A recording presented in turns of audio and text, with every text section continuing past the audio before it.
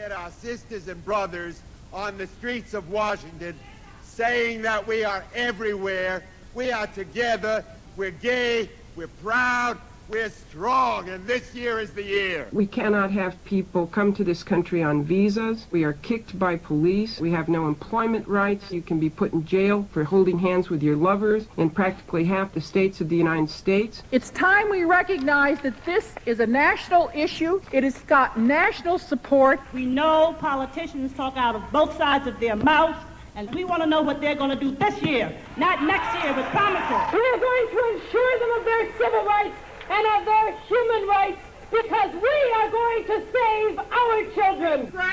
In 1969, outside the Stonewall Bar in New York City, for the first time in America, gay men and women demonstrated in the streets for their human rights. In the 10 years since the Stonewall riots, lesbians and gay men have fought to end the ignorance and discrimination surrounding homosexuality. But many Americans still oppose this effort, some with a Bible, others with violence. And this is what brings hundreds of thousands of gay men and women to the mall today in Washington, D.C. They've come from all across the nation, and many from abroad, to march from the Capitol building, march up Pennsylvania Avenue to the White House, and finally turning south to gather here by the Washington Monument. And many more gay men and women who cannot be with us in Washington today will be able to hear the voices of gay liberation in this national broadcast. And now, from the Washington Monument in our nation's capital, we bring you the rally at the National March on Washington for Lesbian and Gay Rights. And welcome to the rally. I'm Moira Rankin from the Sophie's Parlor Media Collective, broadcast here in Washington, D.C. on WPFW. I'm Lucia Chappelle from KPFK in Los Angeles, the Gay Radio Collective. And I'm Greg Gordon from KPFK, the Gay Radio Collective. The official police estimate of the crowd in the march is 250,000, 250,000. We've just heard from Eleanor Schmiel, the president of the National Organization for Women, and Ray Hill from Houston, Texas is now talking. The crowd is still coming in from the march area. Washington, D.C., between Constitution Avenue and Pennsylvania Avenue is absolutely frozen. Traffic is totally tied up. Gay people here in Washington from across the nation are making their demands known in very real, concrete ways. We are not yet certain who the next speaker will be, but let us take you now to the stage and Ray Hill, one of the national coordinators. Yesterday, Robin Tyler produced and emceed the first largest national gay lesbian concert. 10,000 people here on the campus ground. She also, in April of 1978 in St. Paul, Minnesota, originally was the first person to call for a national march on Washington. Comet, activist, radical feminist, dyke. Robin Tyler.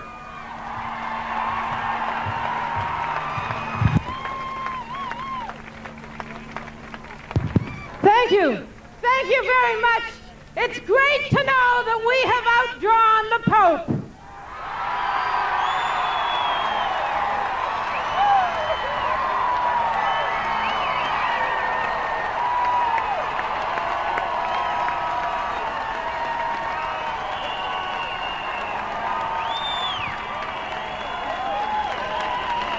Because Anita Bryant is to Christianity what paint by numbers is to art.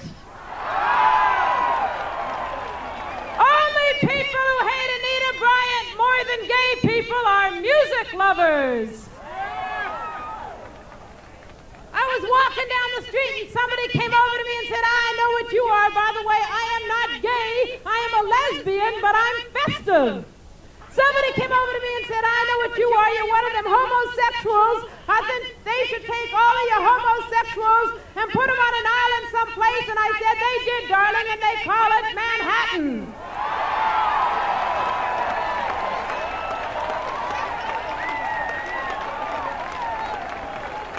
And you know what they're going to say about you? I'll tell you what they're going to say. They're going to say that you're out here flaunting. When a heterosexual, I don't like to call them straight because if they're straight, then we're crooked, but if we're gay, they're morose.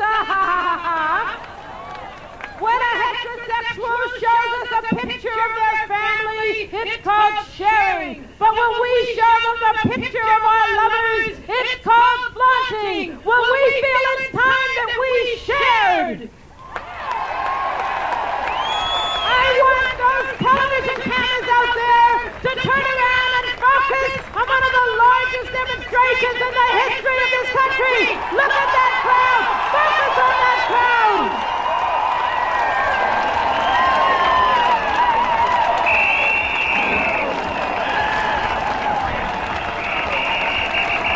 We are not a trophy crowd. Somebody said to me, Robin, we only want to show them that we're as good as they are. I'm going to tell you something. You're not as good. To have survived the oppression that you've survived for centuries, you're better.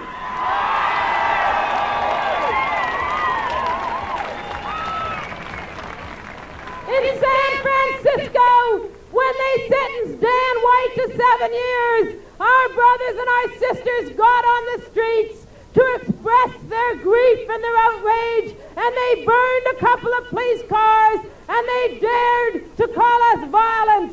Well, they don't have to tell us about violence, because they have violated us since the beginning of time. They burned millions of us as witches and homosexuals. They killed 1 million of us during the Holocaust in Germany. They have violated us in prisons. They have violated us in mental institutions. And by behavior modification, they have alienated us from our parents and taken away our children. And they have told us one of the worst violations of all, that closets stand for privacy and not for prison. So don't tell us about violence.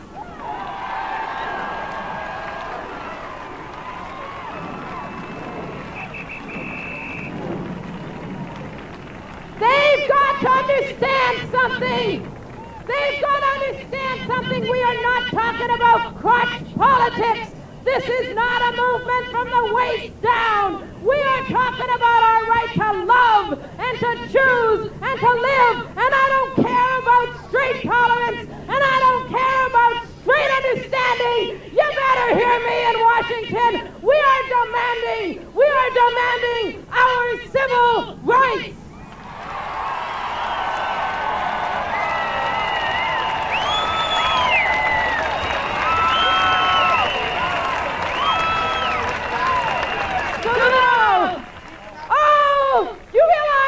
You realize that there are less than 6 million Jewish people in the United States. There are 19 million Hispanics. There are 25 million blacks. But we are between 10 and 12% of the population. We are the largest minority of people in the United States. And 10 to 12% of the children that are going to grow up, they are going to be lesbian or gay, and we do not want them to be called faggot or dyke or queer, because we are going to save our children.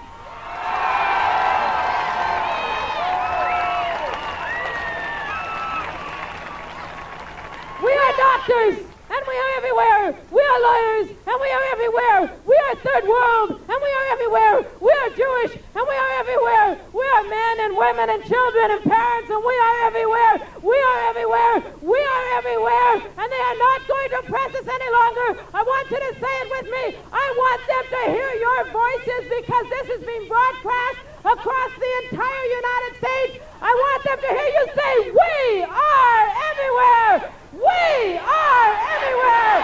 We are everywhere. We are everywhere. We are. Thank you. We are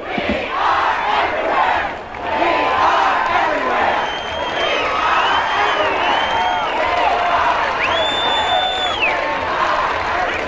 are everywhere. Lesbian feminist comic Robin Tyler leading the crowd in the chant, "We are everywhere." And we are live broadcasting to such cities as Boston, Massachusetts, New York City, Buffalo, New York, Storrs, Connecticut, San Francisco, California, and many more stations. The next people to speak will be from parents and friends of gays.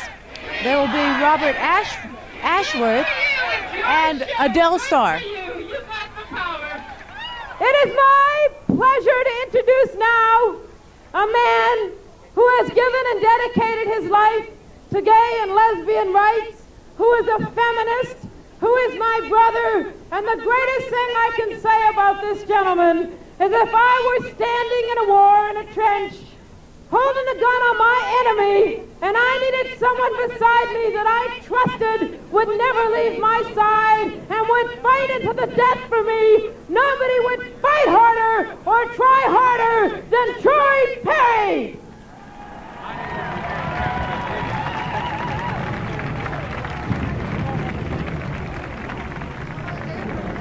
We've come a long way from Dade County, Florida. When we started the fight in Dade County, Florida with Anita Bryant announced that she had been talking to God.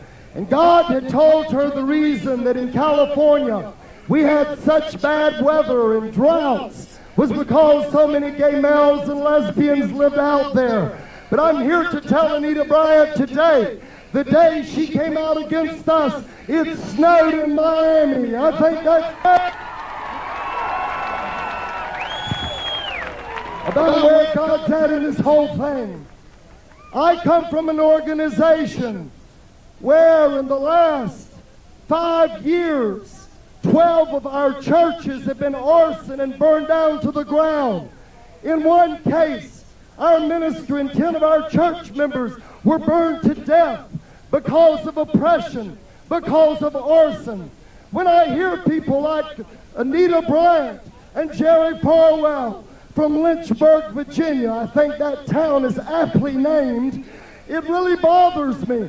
People who claim the name of God, shame on you, you hypocrites.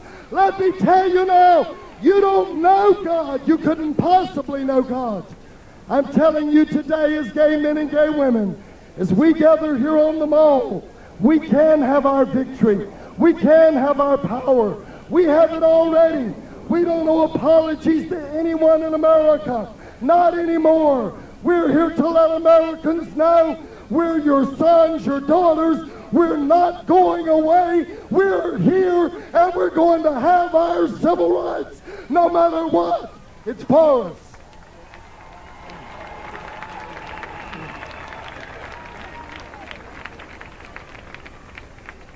Americans just don't know what to do with us. In San Francisco, California, we had gay rights, demonstrations, riots for the first time, big riots in American history. They didn't know what to do when they saw demonstrators throwing Molotov cocktails and running away in their Gucci shoes. They're just not used to that in this country.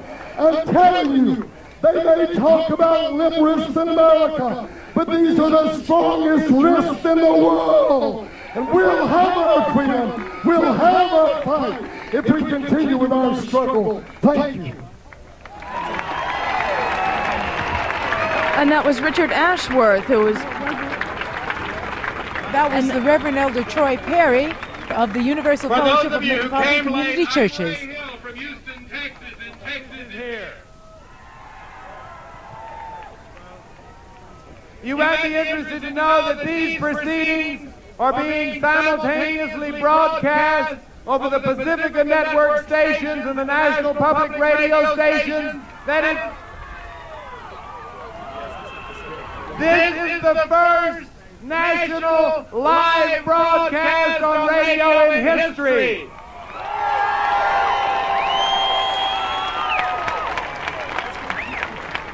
We ought to do that more often.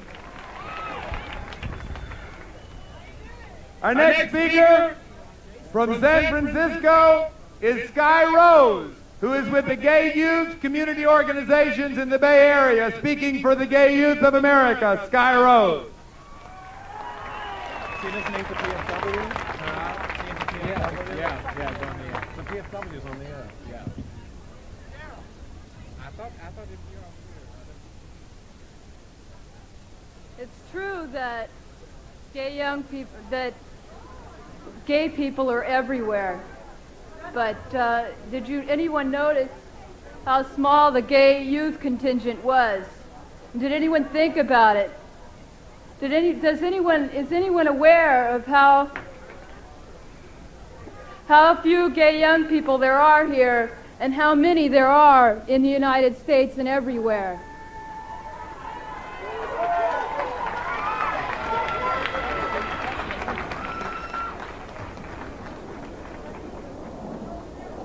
It's also true that there was a very small parents group out there supporting gay young people.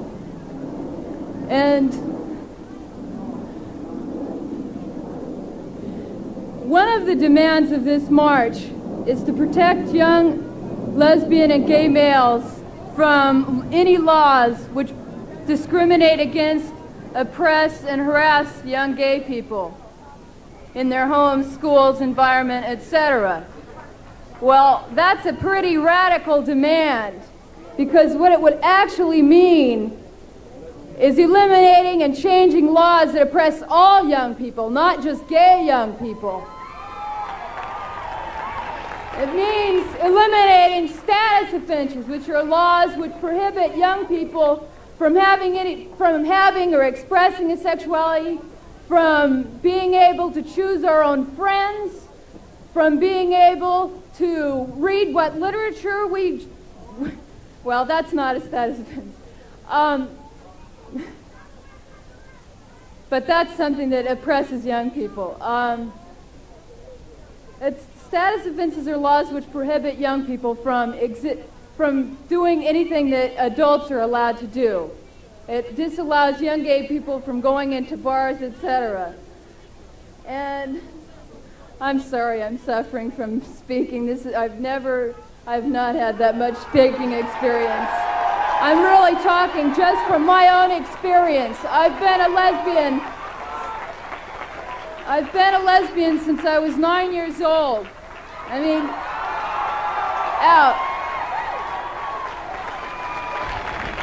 At least. And there are lesbians and gay young people of all ages. And that's something that gay adults don't take into consideration a lot.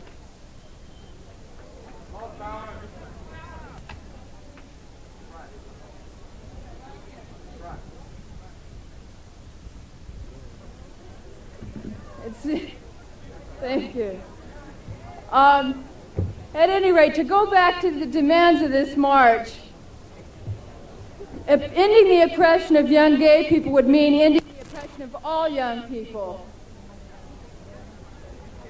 It means that young people should be able to choose our own home. It means that we should be able to direct our own education. It means that we should be able to get to work from whatever age we feel ready to and support ourselves. It means that we should be able to express our sexuality. It means we should be able to be straight or gay or bisexual and express our sexuality. It means that we have a right to information about gay lifestyles in the curriculum, in our schools, and literature in our libraries. It means that we have to have a right and need to organize ourselves in schools. Young gay people might need to organize and get together in schools in spite of all the violence against us.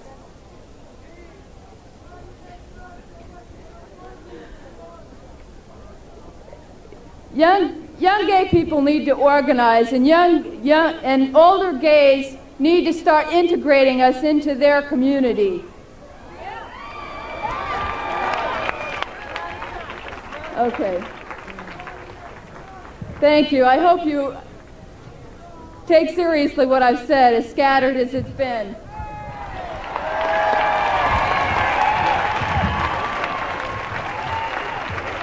That was Sky Rose from San Francisco speaking for gay youth. Of the largest lesbian and gay assembly in history. Coming up next, we believe, will be Richard Ashworth and Adele Starr from Parents and Friends of Gays. We obviously do not have the list of speakers and entertainers in the order that they are coming on the stage. Ray Hill from Houston is speaking at this moment. Table, that sounds important. Those of you out there who are not standing behind banners, you need to remember this. If you are too tall for the person behind you to see, make room, spread out. We've got more area over here. The sound system is good. There's an area back to those trees that we can use. If you're holding very banners and you're getting tired, why don't you let folks see? Steve, a blind man from Arizona, was separated from his state contingent. He is behind the stage. Will someone from his state contingent come and be with Steve? Let us not leave this man alone. All right? How many people feel good today? I wish they'd take the roof off of this thing because you've got the sunshine and we all need it. Our next speakers represent the organization of parents and friends and parents of gays by various names across the country.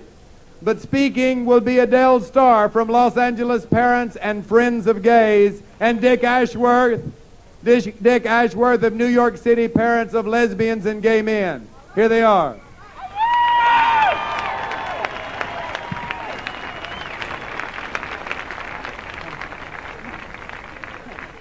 We parents and friends of gays thank our lesbian daughters and gay sons. What? Okay, is this better? I'll start again. Okay. I'm too little. Okay. We parents and friends of gays, we thank our lesbian daughters and gay sons for inviting us here today. We're honored. In this International Year of the Child, we march with our children. We support our children, and we are proud of our gay daughters and sons.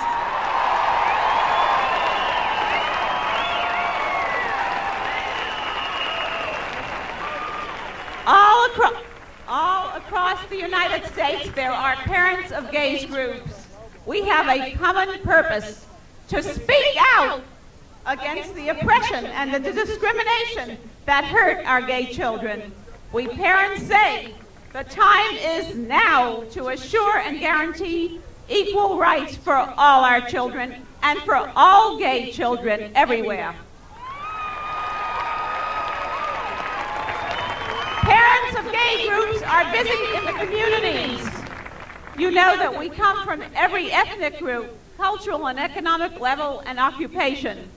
We are working in our communities now, opening dialogues that stop at the source, the myths that damage our children and inhibit them from attaining their full human potential. In the United States, 1 out of every 4 families has a gay person, a gay family member. And that affects all of us. We know that. We parents work with each other so that families can live honest and open lives, free from guilt. We help one another and our family members to listen, to learn, to understand, and to be free from fear. Together, we and our children challenge the attitudes that destroy, the attitudes that have caused violence, bloodshed, suicide, and even murder. And we say no more.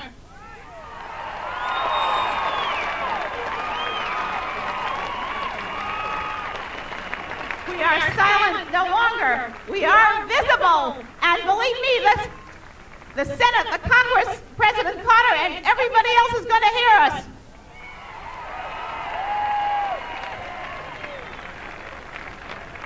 We know better than anyone else that our children are healthy, normal, responsible, and caring human beings. And we will see to it that our lesbian daughters and gay sons remain unmarked and unnamed.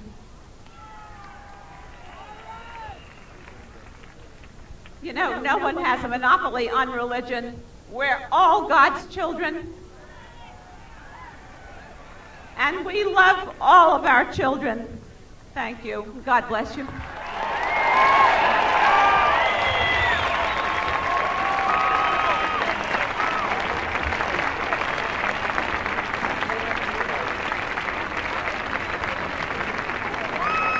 The parents and friends of lesbians and gay men today call upon the silent millions of parents of lesbians and gays to come out of the closet and join us in supporting our children. We can only reach your parents through you. The problem is silence, a silence which has helped the bigots in the persecution of our children. And the answer is speaking out. It's time for parents and friends of gays and lesbians to speak out, to tell the world there's nothing wrong with being homosexual. And it's time for the world to realize that we parents of gays love and are proud of and will support our gay children. We parents want to persuade society that our gay children are not acting out of defiance or self-indulgence. They're being true to their own nature. We want to persuade society that it's not a fling or a phase, that homosexuality is something established at least in infancy, possibly even before birth. You weren't made the way you are by your upbringing. You didn't catch it from associating with other gays. It isn't a disease to be cured.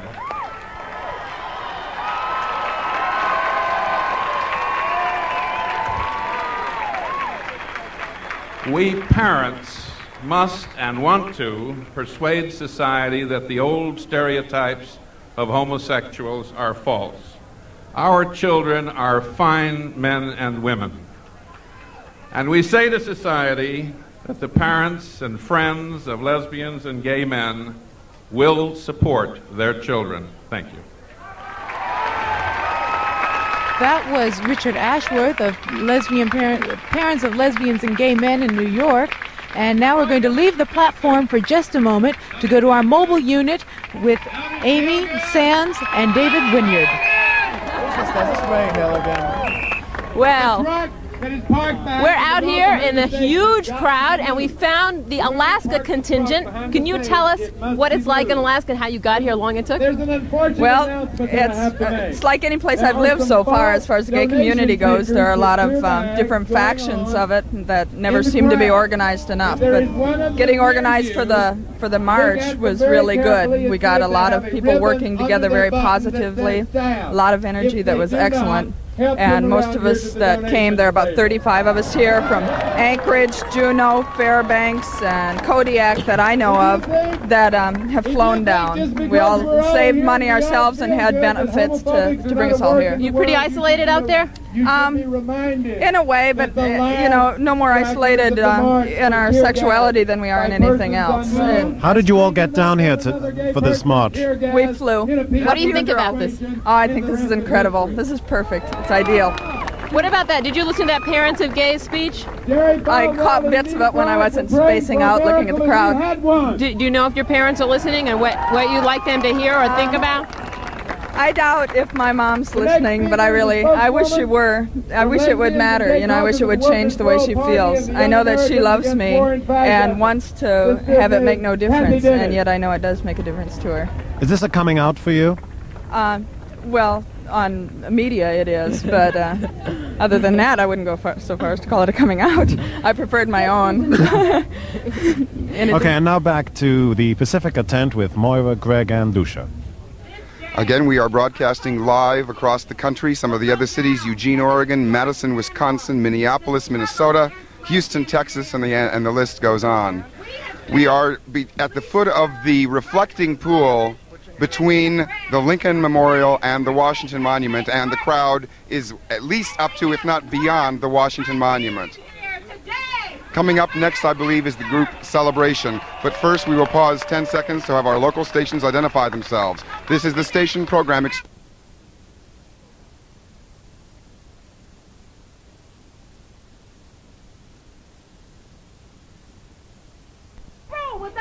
Okay, have fun. To confront in this country the question of racism and sexism, as well as the question of. And you're coming right back here to us. here right in front of the stage, about 50 feet away, and in the midst of 250,000 people. We're going to go on to the stage very shortly, where a group called Celebration, which is a gay musical collective, is going to be performing. Right now, we're going to... We can tell there's a great amount of confusion around us. We can see very little of what's going on the platform, and there doesn't seem to be an organized speakers list that we can work with. So we're playing it a lot by ear, as it were. I think that one of the things that people ought to know is some of the groups that have endorsed this march. There are at least 200 to 250 groups across the country that have endorsed it. They come from a wide spectrum. They include the Actors Equity Association, the American Federation of State, County, and Municipal Employees Local, the American Federation of Teachers, the Americans for Democratic Action, the Buckeye Rainbow Society for the Deaf out in Cleveland, the California Human Rights Association, the Chicago Counseling and Psychotherapy Center, the Detroit Coalition of Black Gays, Dignity, the Greater Gotham Business Council up there in the Big Apple, New York City, the Lutherans Concerned for Gay People in Houston, and the Lutherans out there in New England, the Metropolitan Community Church, the Portland Town Council out in Oregon, the Presbyterians for Gay Concerns. Up in New York, the Westchester Women's Coffee House. Out in Ann Arbor, the Woman's Space. Out there in Michigan. This is only a short list of some of the wide variety of groups that have been sponsoring and endorsing this march today. All these groups have taken part in this demonstration, which focuses on 5 specific demands: repeal all anti-lesbian and gay laws, pass a comprehensive lesbian gay rights bill in Congress, issue a presidential executive order banning discrimination based on sexual orientation in the federal government, end discrimination in lesbian mother and gay father-child custody cases, and the 5th demand is to protect lesbian and gay youth from laws which are used to discriminate against them. I believe Celebration is getting set up. Again, as Lucia pointed out, we can't see the stage too clearly. They are ready to go. Let's go back up to the platform and to the rally, the National March on Washington.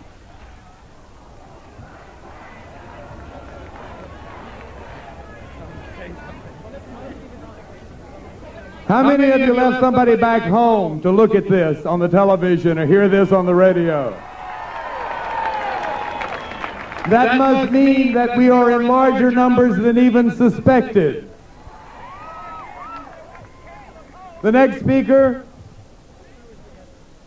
from the Gay Asians, Lesbian and Gay Asians, is Michiko Cornell.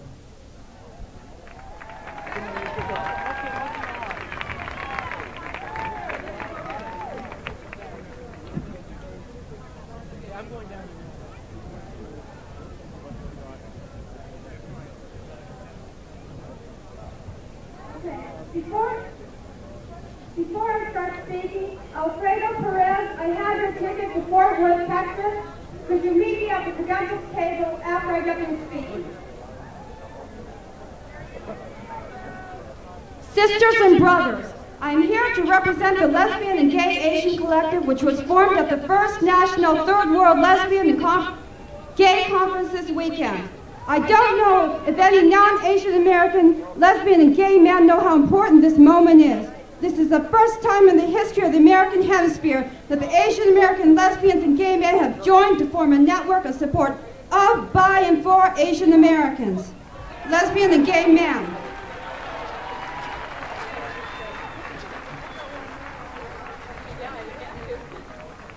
I must interject a little comment here. I am being careful to use the phrase Asian American because we are not hyphenated Americans, nor are we always foreign-born women and men from Asia. We have been in this country for over 150 years. We live in Asian America. It's a statement of our experiences and a statement of racism in America. I am in awe of this moment and what it can mean for Asian American lesbians and gay men. America has called us the model minority and has claimed that we are 200% Americans. The truth is that because we're less than 1/2% of the population of this country, and because of the lies that the American media perpetrates against us, we have difficulty in impacting even third world lesbians and gay men. We are called the model minority, the quiet, passive, exotic erotics with a slanted cunt to match our slanted eyes, or the small dick to match our small size. But we are not. For years, Asian Americans have organized against our oppression. We have protested and were lynched, deported, and put into concentration camps during World War II. We must not forget that the United States of America has bombed, napalmed, and colonized Asian countries for decades. Thus, it was impossible for America to bomb Hiroshima and Nagasaki and to continue to economically colonize and rape Asian countries. It could rape and murder Vietnamese women, children, and men, then claim that Asians don't value human life.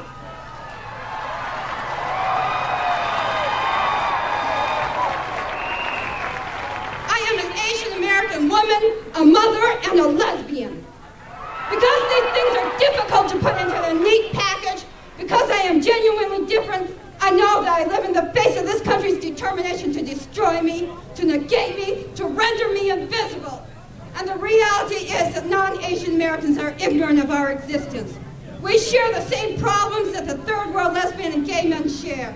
Because of fear of deportation, because of Asian American dependence on our families and Asian American communities for support, it's very difficult for us to be out of the closet. But we need to come out of the closet, for not to do so would be living a lie. And the great lie, which is American, can use our weakness not only to destroy Asian American lesbians and gay men, but also our third world lesbians and gay sisters and brothers. We have a right to our sexuality, to our love, and to our racial identities. This is something that sets us apart from and challenges white lesbians and gay men. We demand that you white lesbians and gay men begin to think of how you repress and oppress your Asian American lesbian and gay sisters and brothers. You share oppression from homophobia with us, but unless you begin to address your white skin privilege and actively support Asian American lesbians and gay men, you will not have our support, and you'll lose out on a chance to build the kind of world we need to live decently and lead full, productive lives. You must realize the capitalist system uses not just sexual preference, but race and class as well to divide us.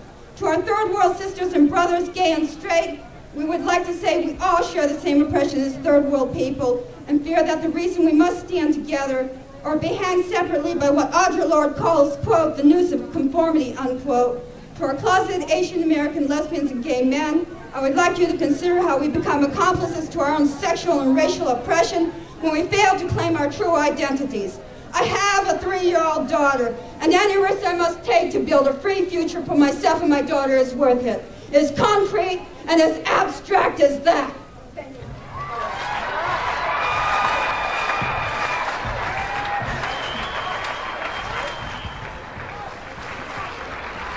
That was Michelle Cornell. Do you support? Speaking for the third. Speaking for the third world gays and Asian American gays, she undoubtedly had to do with the Third World National Gay Conference that took place this week in Washington at the Harambe Motel that was sponsored by the National Coalition of Black Gays, which a 5-day conference included workshops, plenary sessions, and cultural events, and included a keynote address by Black lesbian poet Audre Lorde. We'll also be having a speaker later on concerning gay people and immigration, Tony Sullivan of Los Angeles. I came out here on the Freedom Train from Oakland, and we made stops all across the country, and part of the national organization and the thrust of this march is bringing people out of the closet all across the country. At 2:30 in the morning, 30 lesbians and gay men met the Freedom Train in Lincoln, Nebraska. We had groups bussed in from Salt Lake City to meet us at 6 o'clock in the morning in Ogden, Utah. These are the people that these other people who are here live today. We're marching for them, we're demonstrating for them, as well as for ourselves. Again, you're listening to the first nationally live broadcast of lesbians and gay men. The other participants. And we're being carried in Denver, Colorado, Boulder, Colorado, Cincinnati, Ohio, Yellow Springs, Ohio. Lucia, Moya? I think that people also ought to know that besides people coming from on the Freedom Train, they have also come from Texas, from Oklahoma, from Kansas City, from North Dakota, from South Dakota. They have come from the Mid-Atlantic states, up and down here on the East Coast. We have people in from West Virginia and Delaware. We have people coming in from the South, from as far away as good old Dade County in Florida, and Los Angeles in Tennessee, and Kentucky. We are in the individual, but yet obviously, an event like this, with the national coordination that it involved, has set up a very strong grassroots foundation. And the organizers of the National March on Washington for Lesbians and Gay Rights have announced that the network of activists who came together to plan and carry out this march will continue to work together to plan a national meeting of lesbian and gay activists from throughout the country to discuss the direction which their newly formed organization will take. The meeting will probably be scheduled in early 1980 and will be publicized in the lesbian, gay, and women's press. So we can see that this demonstration is only the beginning of the work of a new national grassroots network in the gay community. We believe now we're about to head back to the platform. We are not about to head back to the platform. One of the things that we should also talk about is the lobbying constituency day, which is taking place tomorrow. Lesbians and gay men from hopefully every congressional district and every senatorial district in this country will be lobbying their congresspeople and their senators for passage of the Weiss bill, which is the gay rights bill in Congress. There's a lot of hugging and holding around here. It's a beautiful sight. There's a real family feeling here, and we hope that you're getting that feeling from this broadcast. The tone of the people attending this demonstration has been this way all week long. It began with the Freedom Train. The people that came out here together from Oakland on that train really had a family spirit. Since I've been in Washington, I arrived Friday afternoon. Everywhere you go, it seems, you can find lesbians and gay men arriving, hugging in the streets. Just a really wonderful feeling, sort of a citywide gay fair. Last night there was a free concert here in about the same area with about 10,000 people attending, all lesbian and gay identified performers. Beautiful, beautiful spirit, and this is just really built to this moment today. This crowd is really incredible. Again, the official police estimate is 250,000, and I believe the end of the march just got here about 10 or 15 minutes ago. The weather is generally sunny, brisk, with a little bit of a wind, but it's a beautiful day. And it would be a beautiful day even if it was raining. I think that the variety of speakers that are speaking at this rally truly exemplifies the kind of political activism that many people across the country are showing for this march. We have organizers from like Steve Alt, who was one of our main organizers here at the National March on Washington. We have people like quite possibly the mayor of Washington City Washington D.C. is going to be showing up a little bit later on. There are feminist theorists who are coming in, like Charlotte Bunch. Ed Cruikshanks, who is of the Rainbow Alliance, a group for gay deaf mutes, is going to be having his words translated to us here on the air. Allen Ginsberg is scheduled to be coming in. It truly represents a wide spectrum of the cultural and political alliances that are forming across the country. I think probably one of the reasons that the speakers list seems to be so disorganized for us is that while people have been here in Los Angeles, new facets of the community, in Washington, forgot where I was there for a minute.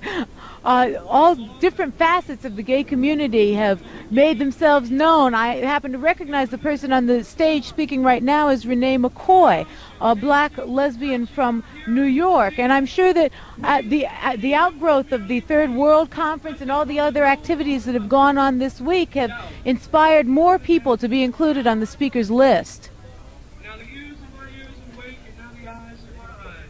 Why don't we go back up to the stage and pick up with the rally?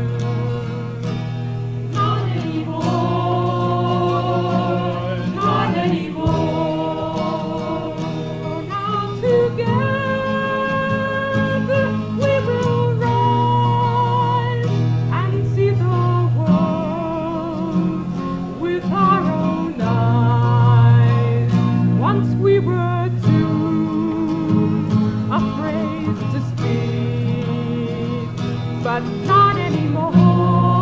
Let's hear it. Not anymore. Our very silence made us weep, but not anymore. Not anymore. We will not stand by silently while others struggle to be free. We will no longer bow to hate. Not anymore. Not anymore. Their fear will not control our fate. Not anymore. Not anymore. And may the Spirit grant us power to work for justice in this hour. We will no longer turn away. Not anymore. Not anymore. Now we will stand and boldly say, not anymore. Not anymore. Not anymore. Not anymore.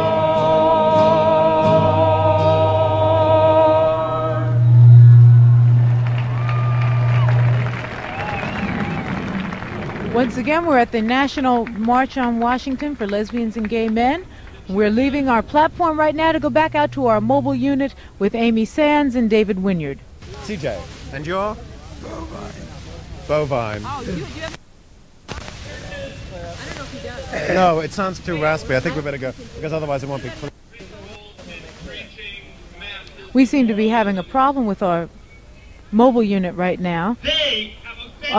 But with me here at the broadcast table, I have Bill Blish, who works with WPFW here in Washington, D.C., who covered the Third World Conference. Bill, why don't you tell us something about that conference? The Third World Conference had about 500 participants from Third World countries and blacks from all over the country. They had 39, I think 40 states represented.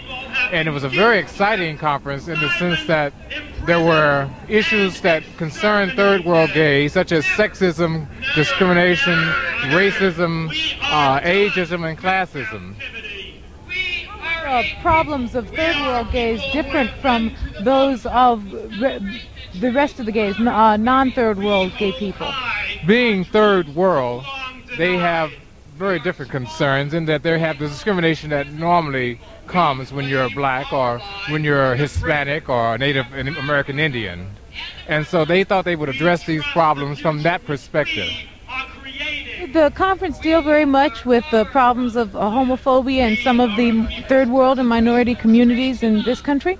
Yes, homophobia was discussed, and also issues such as concern with how we view ourselves as Third World gays.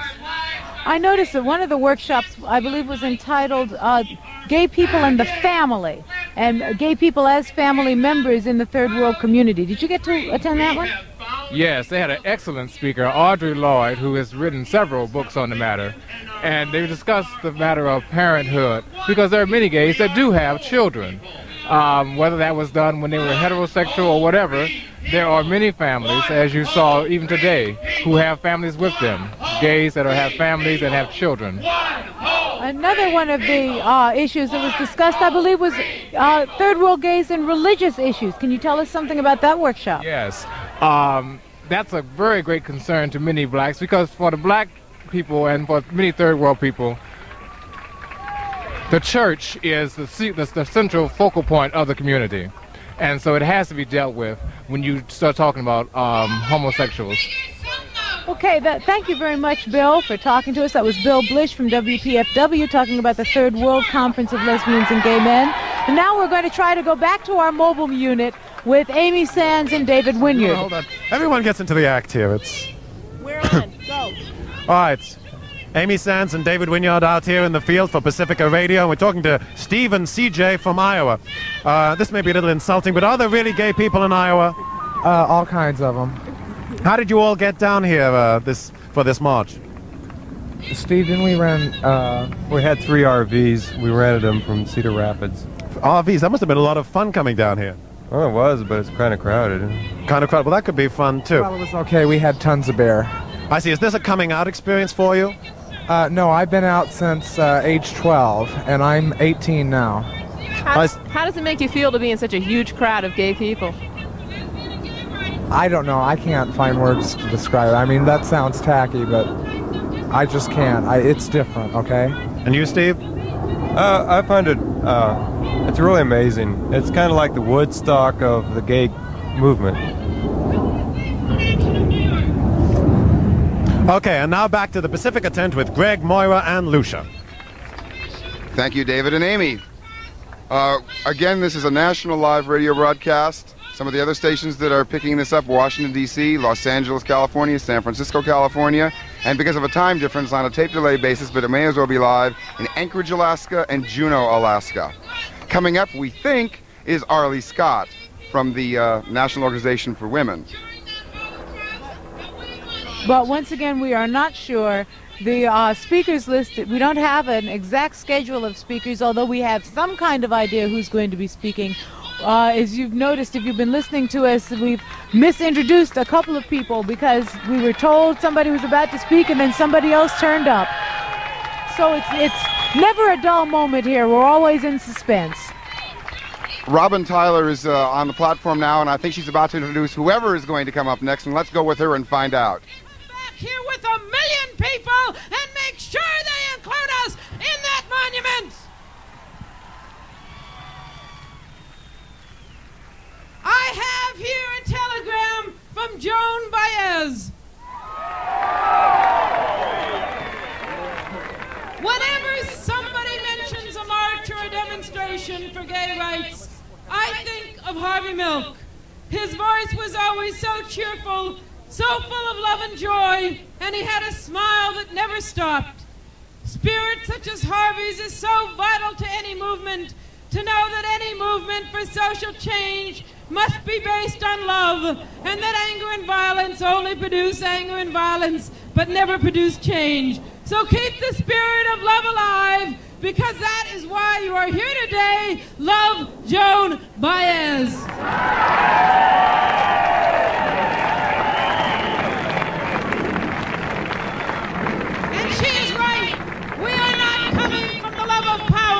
We are coming from the power of love, and love can never lose, never. Our next speaker is a woman I have known for many years. She is a great organizer. She has spent a decade committed to the lesbian and gay rights and feminist causes. I am honored to be a friend of this person, the Vice President of the National Organization for Women, a lesbian and a sister, Arlie Scott.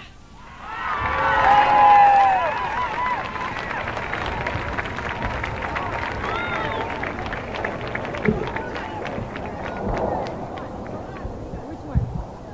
I can't speak it.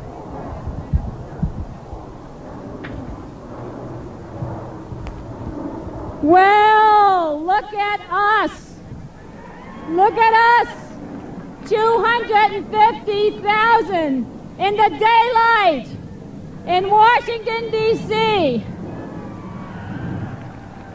No famines, no pestilence, no earthquakes, no floods. Oh, eat your heart out, Anita Bryant.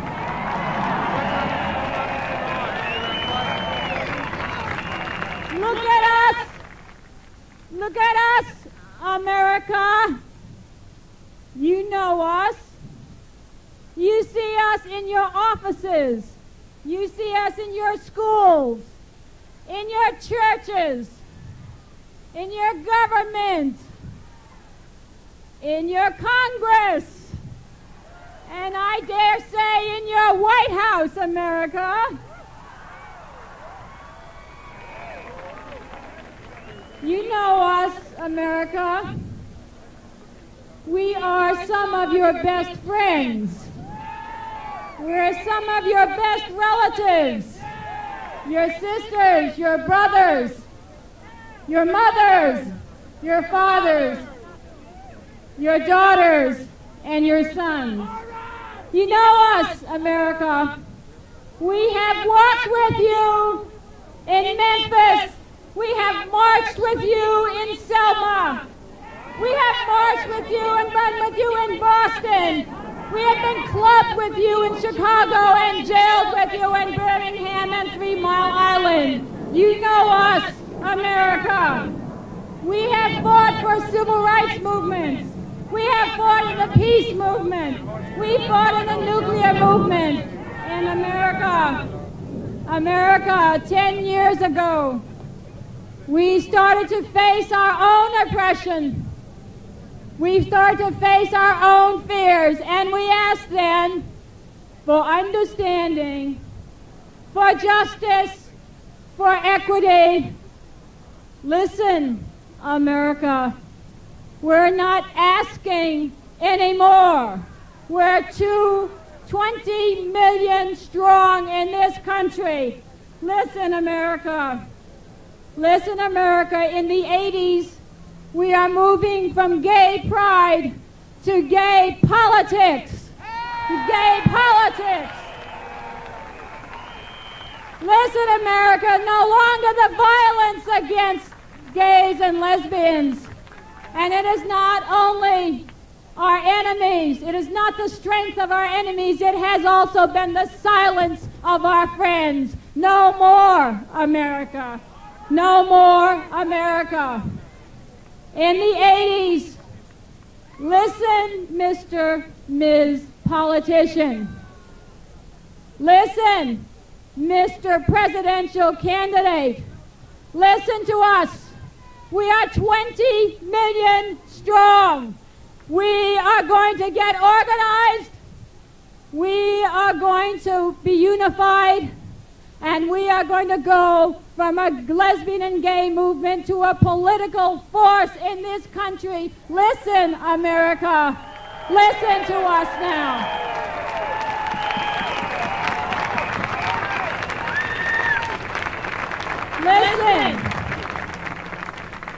Listen, America. We're going to force you to live up to your rhetoric.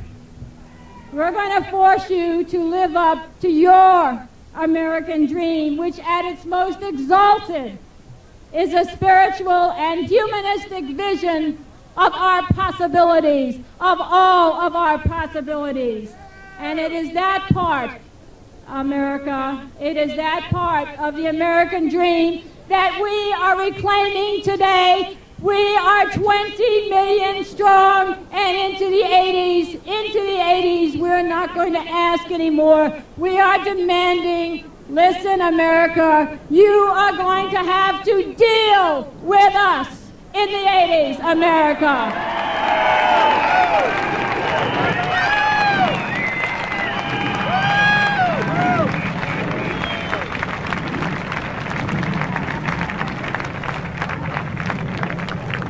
It's really hard for a dyke to stand here and look at the Washington Monument.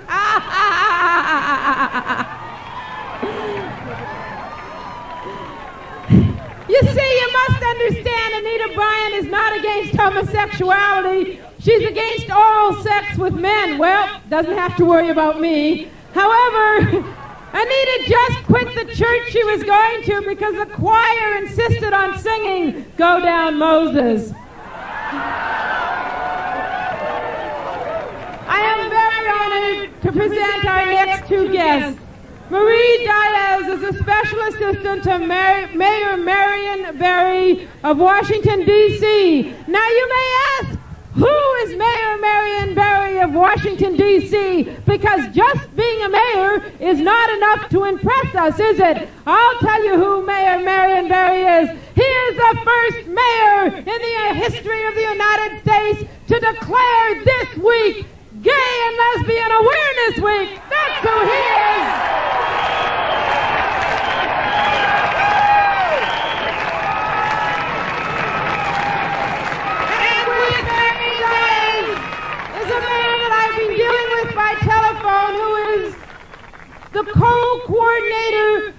national office for the March on Washington, and let's face it, to pull this march off, these people have worked so hard. How about a terrific round of applause for the National March on Washington Committee?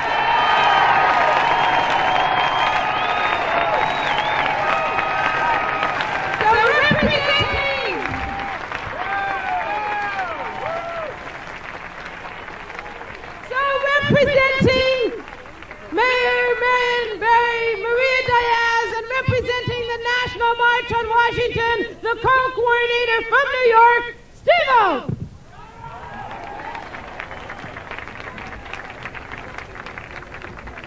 Thank you very much. I'm delighted to be here representing Mayor Marion Barry.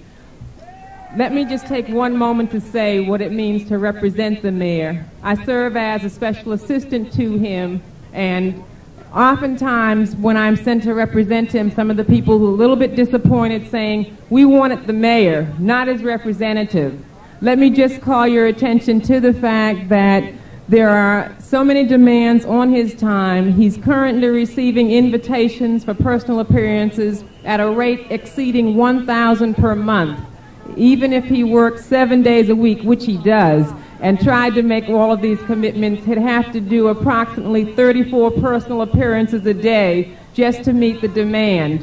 What the mayor has done is to set up a cadre of people who represent him at engagements like this rally and other events that are important to him. He asks that the participants in the rally understand this and accept his representatives as him and accept me as his representative and not be disappointed because he could not physically be here himself.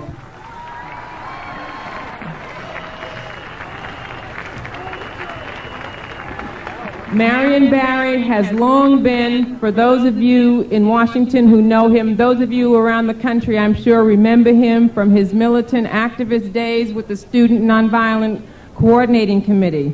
He's no stranger to human rights, and we in the district do not distinguish gay rights from human rights. We have established model legislation, which we hope that the rest of the country will take a serious look at and follow our lead. We have a new director in the Office of Human Rights. We have made a conscious effort to make sure that lesbians and gays are appointed to boards and commissions in the District of Columbia. The mayor has appointed me as the liaison to the gay community in the mayor's office. We have provided funding for the Whitman Walker Clinic, which is a clinic that provides service to the gay population in the district. For the past 2 or 3 years, we have included funding for the clinic in our budget, and Congress has cut it out. This year, Congress cut it out again. We were able to find a way, though, in spite of this, to fund the clinic. We have also, for the first time, provided a gay representative to the Police Chief Citizen Advisory Council. The District of Columbia is serious about human rights, is serious about gay rights, is serious about all of the citizens of the district. We hope that other parts of the nation will follow our lead and seek to end discrimination, whether that discrimination is in the form of racism, sexism, ageism, sexual orientationism, and any of those negative isms that create and perpetuate discrimination. They must be eliminated. Let me read to you now the proclamation. It says, the District of Columbia, Washington, D.C., Gay Rights Awareness Week, October 10th through 17th, 1979, by the Mayor of the District of Columbia, a proclamation. Whereas on October 14th, 1979, national, regional, and local affiliations of gay rights organizations will come together and unite their efforts in a national march on Washington to focus public attention on the social, economic, judicial, and legal oppression of lesbian and gay people.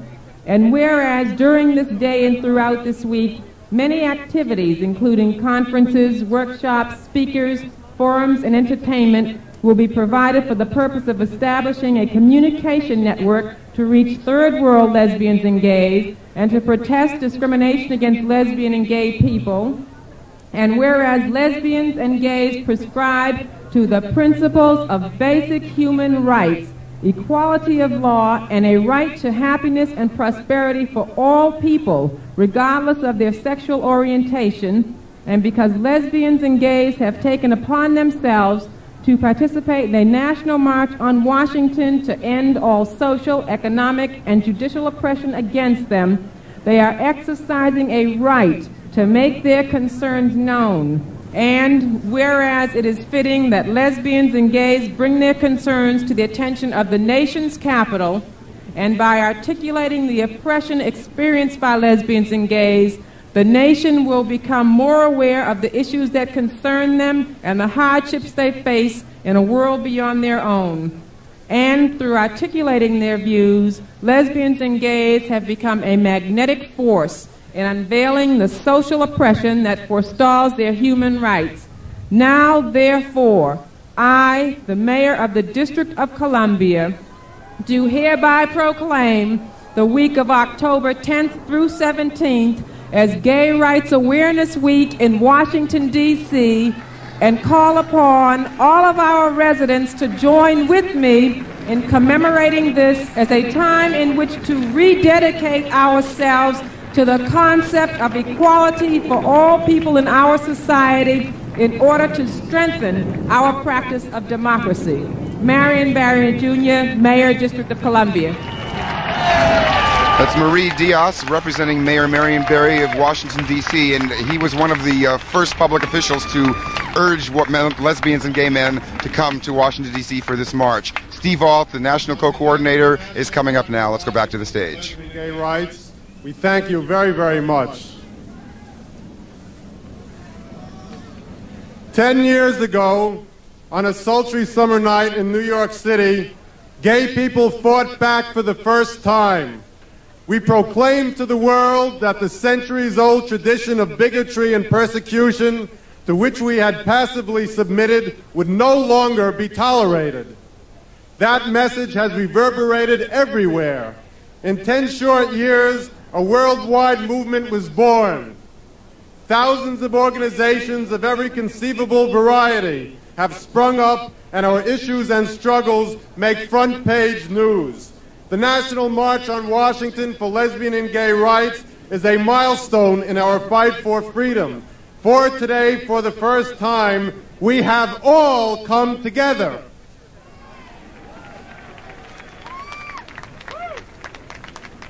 The work of organizing this great event has itself had a profound effect upon the course of our struggle. New state coalitions have formed where none had previously existed. Local organizing has sparked new issues and grassroots participation of people in many areas, such as Vermont and Alaska. But most important, we have developed a national network. No longer will we be picked off city by city and person by person. This march has given us the capacity to respond decisively to oppression wherever it may arise. Today, we should take stock of our first 10 years and plan for the future. It is not easy to liberate oneself from the internalization of oppression wrought by eons of humiliation, degradation, and persecution that we and our ancestors have suffered. Therefore, it was necessary to separate ourselves from the rest of society and collectively raise our consciousnesses. What we see here today is proof that we have liberated ourselves from our own worst enemy, self-hatred.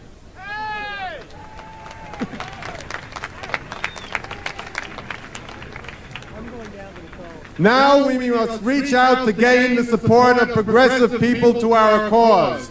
The numerous endorsements this march has received from labor unions, women's, third world, religious, and movement groups demonstrates that we are getting this most needed support. At the same time, we must also actively support the struggles of other oppressed people. In this period of social upheaval and economic collapse, The ruling powers must rely on scapegoating to preserve their control. They must pit one minority against another to distract people from the real issues. As we organize, so do our enemies. As we speak here, Anita Bryant is speaking a short distance away. But Anita is just part of a mounting, coordinated attack from the right directed against women, third world and working people, and lesbians and gay males. Now is the time to unite against the right. Their power is too great for us to go it alone.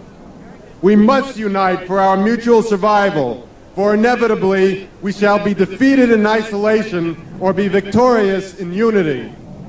And as we are thrust into a new decade of turmoil, the lessons of the early phase of the lesbian and gay liberation movement must not be forgotten. Let us learn from our oppression. Let us not forget what it is like to be treated as a subhuman so that we may understand the oppression of others. Let us not crave acceptance from a degenerate society. Let us not create parallel institutions which are little more than carbon copies of the same institutions which have been used to oppress us. If the great American pie is rotten, don't eat of it. Throw it out and make a new one. In 10 short years, we have come so far. Today, we are celebrating what we are. We have learned to like ourselves, and there is no greater achievement. Tomorrow, as we disperse and return to our homes, we must dedicate ourselves to the crisis of our time and to the fight for the rights and well-being of all people. Thank you very much.